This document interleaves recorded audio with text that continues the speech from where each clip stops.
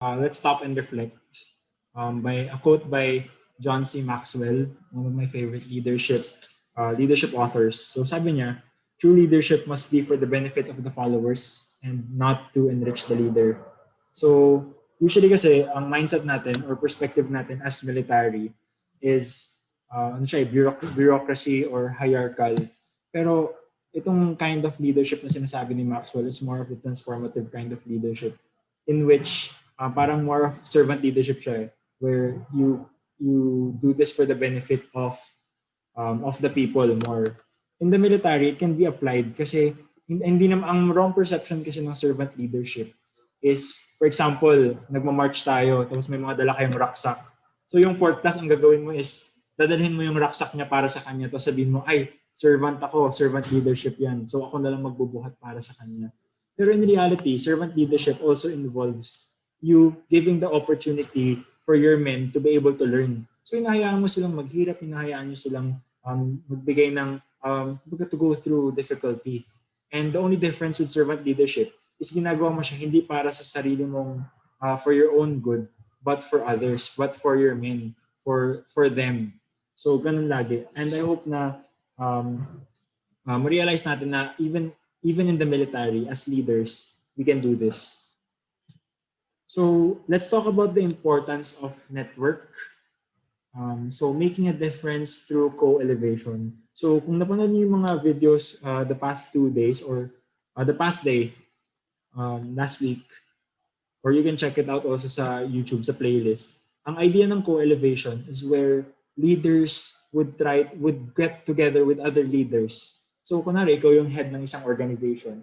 You do your best to be able to meet leaders of different organizations and you try to achieve your goals together. So hindi siya competition. It's never a competition when we talk about the greater good for the society. It's always how do we reach our goals faster? How do we reach our goals better? How do we help each other improve? So what's network not? So for example, common connotation of what network is not is yung, for example, sinasabi natin networking or pyramiding. Kasi the idea naman of a network is being able to give to other people. Yung idea kasi natin network is how do we get from people eh. Parang yung sa pyramiding na mas madaming tao under you, mas madami kang makukuha. Pero as I emphasized in my last video about generosity, the idea of co-elevation talaga and network is being able to give others. It's always about giving eh. Because you can't really expect something in return without giving. So that's what I will be talking about. For me, there are 3 main things, the power of a network.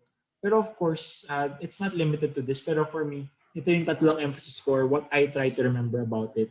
So the first is learning. So what we get from a network is we learn.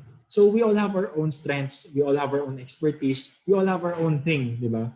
But it's not enough to be only good at one thing. In today's society kasi, it's always about being able to do things in different disciplines, different levels. You perceive things as different. Hindi lang siya parang, for example, kung engineering ka, you only see it in this perspective. If you're a manager, you only see it in one way.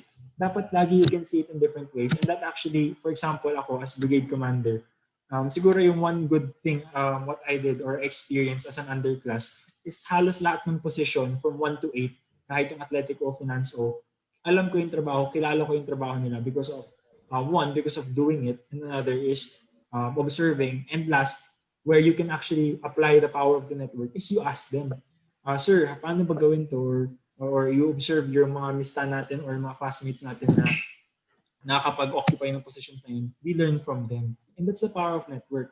If we learn from different leaders, for example, you're from the 4 or the 3 operations, tapos kausapin mo yung another leader or another commander from that's head of the support group or whatever. Kung matuto ka sa kanila, you'll be able to get that knowledge and be able to apply it in your unit. You'll be able to be aware na, okay, ganito pala yung trabaho ng ibang staff. So tayo, as future leaders, it's important for us to be able to harness this power of learning from network, from people. Second is resources. So, minsan magkakaroon tayo ng goals. Siyempre, we have goals.